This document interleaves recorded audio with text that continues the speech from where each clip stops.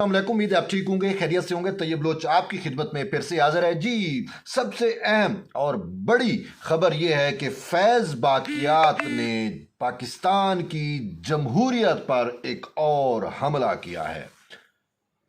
Election process کو D rail کرنے کی ایک ناکام اور بھونڈی کوشش کی گئی ہے۔ جی آج یعنی کہ سینٹ اجلاس کے دوران ایک قرارداد پیش کر کے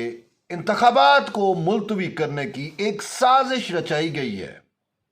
شومی قسمت کوشش تو بہتیرا کی گئی، لیکن قرارداد میرا نہیں خیال کوئی ڈاکومنٹ ایسا ہوتا ہے جس پہ امپلیمنٹیشن ہوتی ہے، نہ ہی وہ پابند کرتی ہے۔ دوسرا، کورم ہی نہیں تھا، 14 لوگ وہاں پہ موجود تھے اور موسٹلی ان میں فیض باقیات کے لوگ تھے، اور افسوس ہے کہ اس میں ایک باریک قسم کی جو ہے وہ واردات بھی ڈالی گئی ہے۔ یہ بڑی باریک واردات ہے۔ جب دیکھتے ہیں کہ سینٹ میں ایسے لوگ جو ان کی پولیٹیکل ایفیلیشن بڑی سٹرانگ ہوتی ہے وہ نہیں ہے، تو اس ٹائپ کی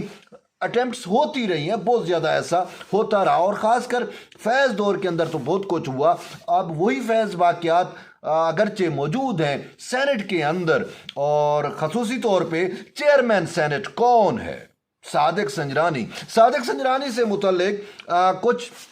روز قبل صدر آصف علی زرداری نے مولانا فضل الرحمان کے بیٹے کی شادی میں انہوں نے شرکت کی، تو وہاں پہ جو ہے وہ چیئرمین سینٹ صادق سنجرانی موجود تھے، تو زرداری صاحب نے ان کو ایک ہی جب ٹیبل پہ آئے اکٹھے ہوئے تو مولانا فضل الرحمان بھی ساتھ تھے، ان کے بیٹے کی شادی تھی، تو زرداری صاحب نے ان کو بات کی۔ اس نے کہا، ہاں سنجرانی کیا حال ہے، آپ کا فیض تو چلا گیا، اب کیا کرو گے؟ تو اس نے کہا، سر آپ تو ہیں نا۔ تو اس نے کہا کہ اس وقت تو آپ ہمیں یوں کرتے تھے، یعنی کہ وہ تھم نیچے ڈاؤن کر کے انہوں نے اشارہ کیا کہ اس وقت تو آپ جو ہے وہ ہمیں اس ٹائپ کی باتیں کرتے تھے اور نیچا دکھانے کی کوشش کرتے تھے۔ تو انہوں نے کہا، بیٹا سمجھا کر، ہم کمزور ہی صحیح، لیکن سدا بادشاہی جو ہے وہ ہماری رہتی ہے، سیاستدانوں کی رہتی ہے، یہ لوگ آتے ہیں اور چلے جاتے ہیں۔ تو یہ ایک بڑی بات تھی۔ تو بہرحال وہی صادق سنجرانی آج جب کورم ہی نہیں تھا، 14 لوگ تھے، 100 کا وہ ٹوٹل وہ ہے فورم ہے، تو اس میں 14 لوگ کی کیا وہ ہے، کچھ بھی نہیں۔ تو بہرحال انہوں نے جو ہے اب اس میں بریک واردات کیا ہے، ایک بات تو میں آپ کو حقیقت بتلاؤں کہ اس ٹائم آپ جو ہے وہ پبلک میں چلے جائیں، عوام میں دیکھیں کہ آپ کو ایک پارٹی یعنی کہ پاکستان پیپلز پارٹی اوورال آپ کو الیکشن موڈ میں نظر آئے گی، وہ الیکشن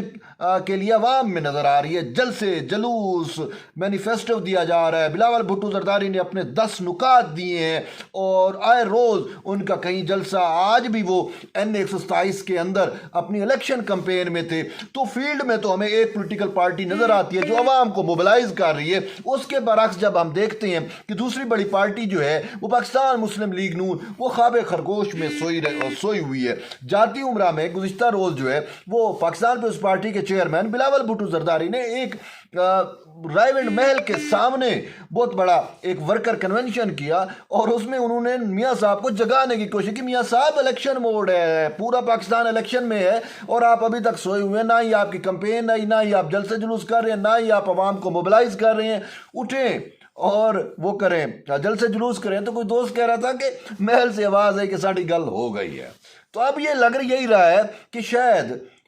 نون لیگ کی دیکھ رہی ہے کہ گراؤنڈ اس کا بن نہیں رہا، تو وہ شاید کہیں نہ کہیں الیکشن نہیں چاہتی۔ الیکشن اگر وہ چاہتی تو الیکشن تیاری کر رہی ہوتی، تو تیاری تو ہے ہی نہیں اس کی، ہمیں نظر ہی نہیں آ رہا، عوام میں تو وہ ہے نہیں۔ تو اٹ مین کہ وہ کہیں نہ کہیں ان کے ذہن میں ہے، یا ان کو پتہ ہے کہ الیکشن نے ملتوی ہو جانا ہے، تو وہ اس اٹیمپٹ میں لگی ہوئی ہیں۔ اور یہ دلاور خان جس نے یہ بھونڈی قرارداد پیش کی، اس کا تعلق خود پاکستان مسلم لیگ نون سے ہے،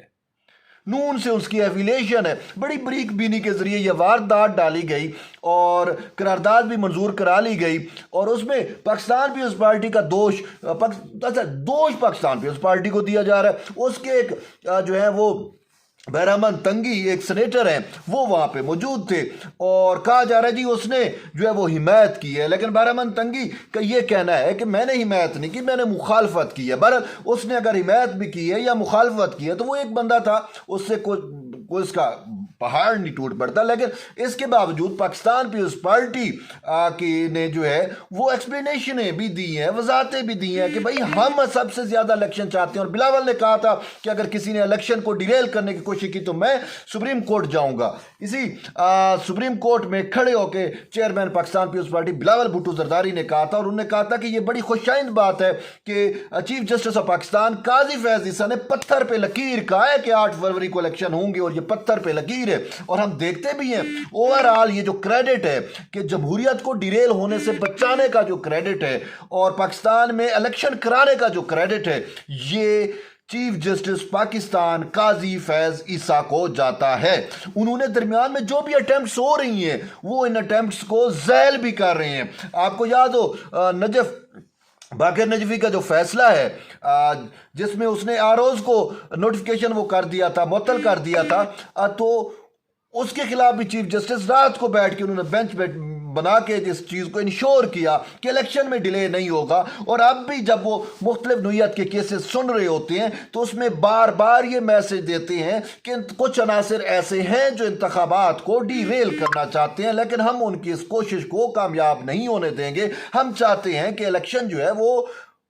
वक्त पर हूँ, 8 फरवरी जो शेड्यूल दिया गया है उस शेड्यूल के तहत ही इलेक्शन हो, तो वो हर मुमकिन कोशिश कर रहे हैं। और इसी वजह से उन्होंने ऐसी केसेस भी लगाए हैं कि वो अनासिर जो प्रॉब्लम करेंगे तो उनके केसेस भी यहाँ पे अब ऐसे लग चुके हैं कि उनके ऊपर एक दबाव बना रहे, प्रेशर बना रहे। लेकिन बूढ़ी कोशिश की सेनेट के जरिए, लेकिन अब उसका सेनेट मतलब है एक करारदाद तो है, लेकिन मैं आपको बताऊं कि अफसोस क्या होता है कि चीफ जस्टिस ऑफ पाकिस्तान काजी फैज ईसा जब पार्लिमान की बालादस्ती की बात कर रहे थे, जब पार्लियामेंटेरियंस का केस सुप्रीम कोर्ट में लड़ रहे थे कि उनकी ताहयात नैली नहीं होनी चाहिए, आर्टिकल 62(1) जो है वो उसके तहत ताहयात नहल करना जो है ये शरई तौर पे भी दुरुस्त नहीं है और वैसे भी दुरुस्त नहीं है। किसी को अवामी नुमाइंदगी से जो है महरूम नहीं रखा जा सकता सारी ज़िंदगी के लिए। तो ऐसे में जो है वो चंद फैज़ याफ्ता, मैं कहूँगा फैज़ याफ्ता, जनरल फैज़ वाले सेनेटर, वो फैज़ याफ्ता सेनेटर जो है वो सेनेट में खड़े होके उन्होंने अटेम्प्ट्स की काजी फैज़ ईसा को स्टैब इन द बैक करने की, ये हकीकत है, खंजर घोंपने की कोशिश की। लेकिन वाज़े तौर के ऊपर इलेक्शन कमीशन ने भी कह दिया ठीक है कि भाई इसका कोई वक़्त नहीं है करारदाद की, इलेक्शन वक्त पे होंगे, 8 फरवरी पे होंगे। पाकिस्तान पीपल्स पार्टी ने सबसे ज़्यादा स्टैंड किया, उसकी सेनेटर ताज ने भी अपना जो है वो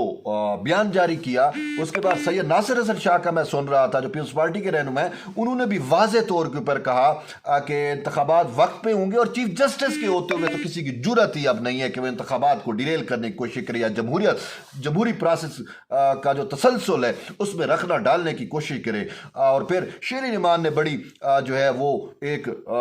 प्रेस कॉन्फ्रेंस की और उसने ये कहा और ये यहाँ तक कहा, उन्होंने कहा कि हमारे ऊपर निस्तर चलाए जा रहे हैं कि जी बहरामन तंगी आपका सेनेटर मौजूद था, तो उन्होंने कहा हम उसको पूछेंगे, हम उसके खिलाफ कार्रवाई करेंगे, हम वो वीडियो देखेंगे सेनेट की कार्रवाई वाली, अगर वाकई उसने जो है वो हिमायत की है इस बूढ़ी करारदाद की तो हम उसके खिलाफ एक्शन लेंगे। लेकिन एक चीज तय है कि पाकिस्तान पीपल्स पार्टी तो इलेक्शन चाहती है, नून लीग शायद नहीं चाहती, और शायद कहीं ना कहीं नून लीग की वो जो बात वो जो उससे पूछे थे जी आप इलेक्शन कंपेन की जी साड़ी गल हो गई है, तो हो सकता है उस गल के अंदर ये भी हो कि जी अगर माहौल ना बन रहा हो और हम जीतने की पोजीशन में ना हो तो इलेक्शन ही मुलतवी करा दिए जाए। तो बहरहाल एक चीज़ इन सब को मायूसी होगी जो फैज़ बाकियात हैं, जो इलेक्शन नहीं चाहती, जो जमहूरियत के तसलसल को में रखना डालने की कोशिश कर रही हैं, उन सबको मायूसी होगी चीफ जस्टिस काजी फैज़ ईसा के होते हुए। इंशाल्लाह 8 फरवरी को इलेक्शन ज़रूर होगा और अवाम का ये जो बुनियादी हक है कि वो अपने वोट के ज़रिए अपने नुमाइंदों को मुंतखब करके पार्लियामान में भेजें, वो उनका हक कोई नहीं छीन सकता चीफ जस्टिस काजी फैज़ ईसा के होते हुए। तो बहरहाल ये एक अहम अपडेट थी, मैंने कहा आप तक शेयर करूं, तो जुड़े रहिए तैयब बलोच के साथ। मिलते हैं नई वीडियो, तब तक इजाज़त, अल्लाह हाफ़िज़।